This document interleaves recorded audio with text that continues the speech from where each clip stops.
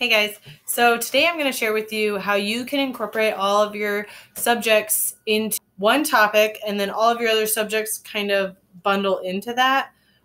So if you were to say be studying marine life, your science would be about marine life, your history, your reading and writing, your math somehow. I know a lot of people would go to the library and get a lot of books that way. I personally feel like it involves a lot of creativity on the part of the parent for how much schoolwork I want my children to do. So I like to have a structured schedule where they get a certain amount done every day just so I can kind of keep a mental check about it. But I do enjoy doing this style once a week, once every other week with them because they do enjoy it. And I think that it's a nice change of pace for them. So what I did, I'm going to show you what I did for my third grader first.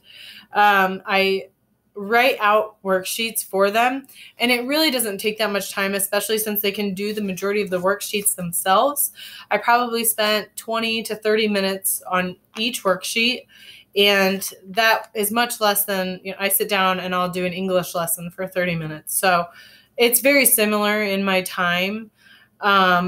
So let me explain first what we did. I got this brand new encyclopedia set, and that's how we were going to pick our topics. Now, you could pick any topic that you want. If you have some books that you want to go through, I'll show you what we used for ours, and you can kind of see it's really easy to pick from whatever you have. So we got this new encyclopedia set. I say new. It's new to us. We got it from the thrift store by us for $10 for the whole set. It is from 1987, but I really feel like the only thing you miss in those 30 years are current events and technology. And we share current events with our kids, and technology is all around us. I mean, they're so immersed in it, so much more than I was when I was a child. So I don't really worry about that too much. And this did involve some computer time for my daughter. So the 5 lessons that this did teach was, sorry, my hands are green. I was making dye for the snow. So the 5 lessons that it teaches is geography, history, our language arts, which is reading and writing. We did math, and our computer skills. So our topic for my third grader was continents. So I made this worksheet, and first all you need is a pen and a ruler and a piece of computer paper. It's really easy. I said list all 7 continents, spell neatly, or write neatly. Then pick your favorite continent, then find it in the encyclopedia, read all about it, and then write about it. At least 10 sentences. Talk about when it was discovered, the types of things that are manufactured there, the natural resources, the people. And then on the back side, this side she could do completely on her own. Then on the back side, she needed some help because we did computer work.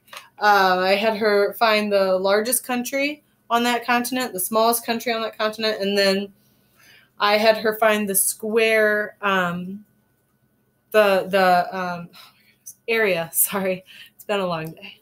The area of each continent and find the difference. So the difference was 9,984,409 square kilometers. And then we also measured the distance from 2 different cities. We did Fort Wayne in Miami, St. John in Canada, and Merida in Mexico. Then we also talked about time zones. And honestly, this would have been easier if I would have just done digital clocks. But that was kind of a hindsight. I drew all 4 circles and then thought, ooh, I got to draw all the numbers. But that's okay. So we went to the center of that continent of North America, which is Balta, North Dakota. And we learned about what the time difference is. And then I gave her a time of where we live, and then she did the time there. Does that make sense? So if it's 12:15 there, it's 11:15, or 12:15 here, it's 11:15 there. And then I had her list all the 7 continents in alphabetical order. Now, while she was doing that, I made a different lesson for my preschooler and kindergartner based off these National Geographic books. We also got these at a thrift store, a whole bunch of them for just a couple of dollars. And it's a really great set. There's penguins. I mean, obviously penguins.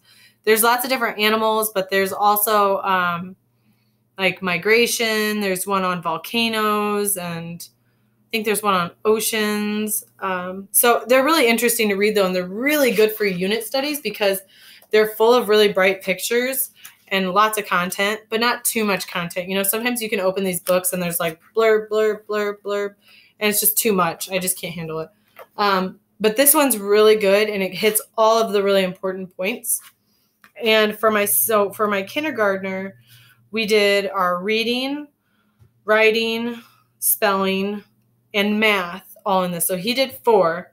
Oh, and you know what? He did geography too, because there is this neat little map on the second page. And we talked about the equator, the different continents that the penguins are found on. So I will count that. So here's the worksheet that I did for him. We learned about the letter P for penguin with the preschooler too, and he was just kind of along for the ride. He worked on this Finding Dory puzzle while we did this, while I read, and my kindergartner did this. So anyways, I did just 3 words at the top for him to fill in. And I really feel like it's important to be repetitive when you want them to learn something like a new word. So I wanted him to learn the word penguin and to be able to recognize it. So every sentence I began with penguin. I probably wrote it 7 times on this page. And by the end of the lesson, I was able to point to the word and say, what does that say? And he would say penguin. So I felt like that was good. Anyways, simple sentences that they can read. Also, short words with each one having a different beginning letter. So I did swim, fly, and birds for his word bank. That way he could easily figure out which word I'm talking, what the right answer is to the answer he is thinking of, what the right word is.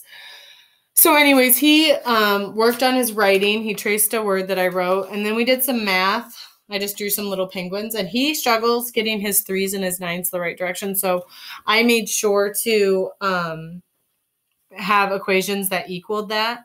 And then we also counted fish all the way up into the penguin's mouth. I know, you're impressed with my art skills. Also, so he did that. My toddler did the puzzle. And then when we were done, I'm just going to take a couple of these out. I printed these off probably 5 or 6 years ago off of that Teachers Pay Teacher website. They're just these little flashcard tags. They have addition and subtraction. They're on both sides too. And so what I did is these are the mom cards and these are the kid cards. And these have the answers on them. Excuse me. So I lay down one of these really quick, and he sees how he needs to quickly lay down one of these. If he gets it correct, he can take the tag. And when he gets that's what we call this. If he gets all of the tags, then he got to pick something out of the candy jar. So that was enough initiative for him to really, or enough incentive. Enough incentive for him to take the initiative to work through it quickly.